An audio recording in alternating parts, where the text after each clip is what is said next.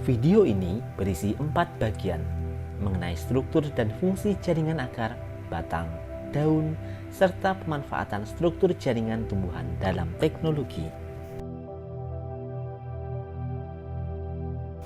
Bagian pertama adalah akar, yang secara anatomi tersusun atas tudung akar, epidermis, korteks, endodermis, dan stele.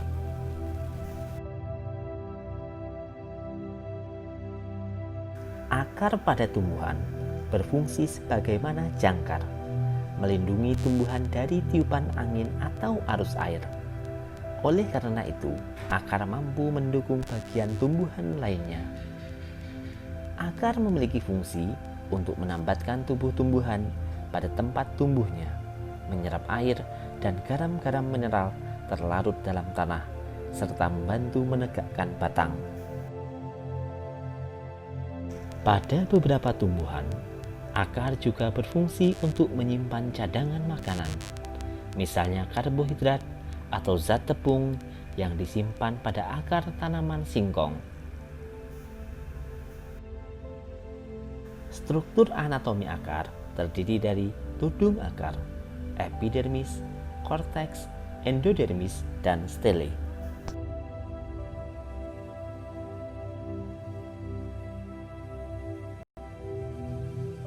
Sel-sel epidermis tersusun rapat tanpa ruang antar sel. Dinding selnya tipis sehingga mudah ditembus air. Epidermis akar dapat termodifikasi menjadi bulu-bulu akar yang berfungsi memperluas bidang penyerapan.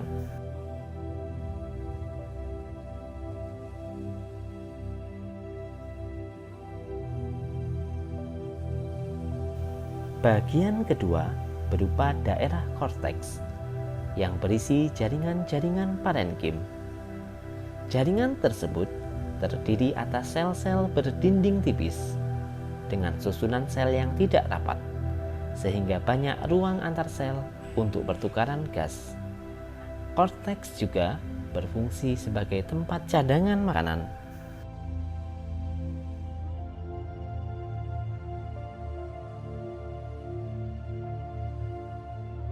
Lapisan terdalam dari korteks disebut endodermis.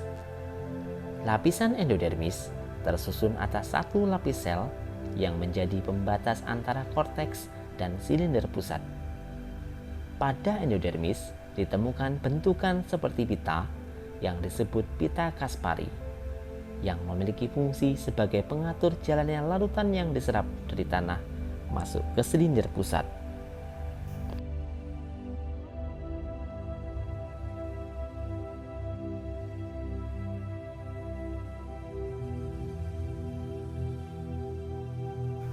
Di sebelah dalam endodermis terdapat daerah silinder pusat atau stele.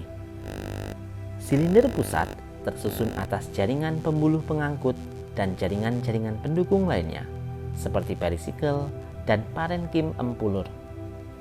Sel-sel perisikel berfungsi untuk membentuk cabang akar. Berkas pembuluh pengangkut terdiri atas xilem dan floem. Xilem atau pembuluh kayu berfungsi untuk mengangkut air dari akar melalui batang menuju ke daun. Sementara floem atau pembuluh tapis berfungsi untuk mengangkut hasil fotosintesis dari daun ke seluruh bagian tumbuhan.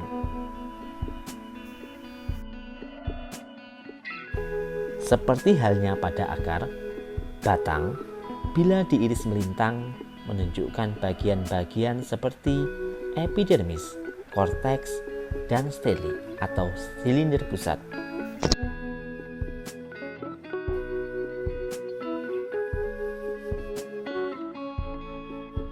Epidermis batang terdiri atas satu lapis sel yang tersusun rapat tanpa ruang antar sel.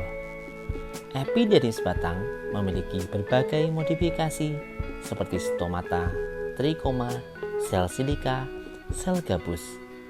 Duri pada batang bunga mawar adalah salah satu di antaranya.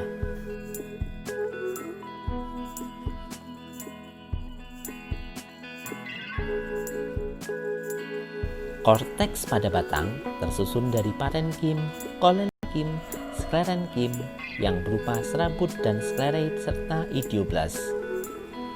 Bagian korteks yang paling dalam disebut floeterna yang dapat mengalami penebalan membentuk pita Kaspari yang disebut lapisan endodermis.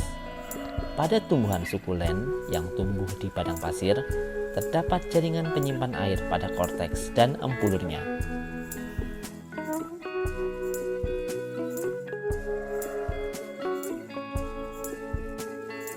Stele terletak di sebelah dalam endodermis yang terdiri atas perikambium, parenkim, berkas pengangkut, serta empulur.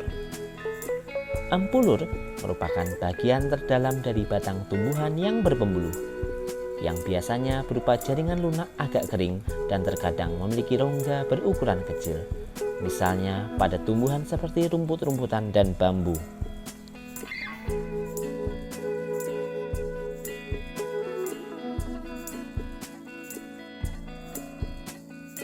Fungsi batang selain untuk menopang tubuh tumbuhan, juga mengarahkan posisi daun agar memperoleh cahaya matahari yang cukup. Batang merupakan organ utama yang berfungsi dalam transportasi air dan zat makanan.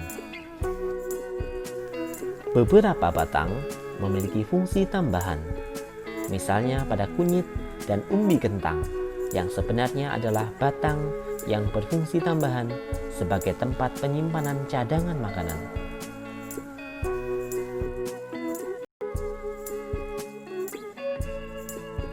Daun merupakan organ yang menempel pada batang, yang secara anatomi tersusun atas epidermis, mesofil, jaringan pengangkut, jaringan penguat, dan jaringan sekretori.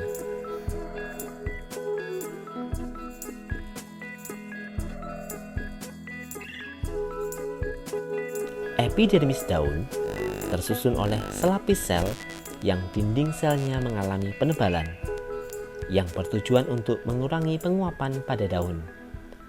Epidermis terletak pada permukaan atas dan bawah daun. Epidermis pada beberapa tumbuhan dapat mengalami modifikasi menjadi stomata, trikoma, dan sel kipas, sehingga memiliki fungsi tambahan. Bagian kedua dari daun adalah mesofil. Mesofil terdapat di antara epidermis atas dan epidermis bawah. Pada tumbuhan dikotil, mesofil berdiferensiasi menjadi jaringan tiang dan jaringan bunga karang.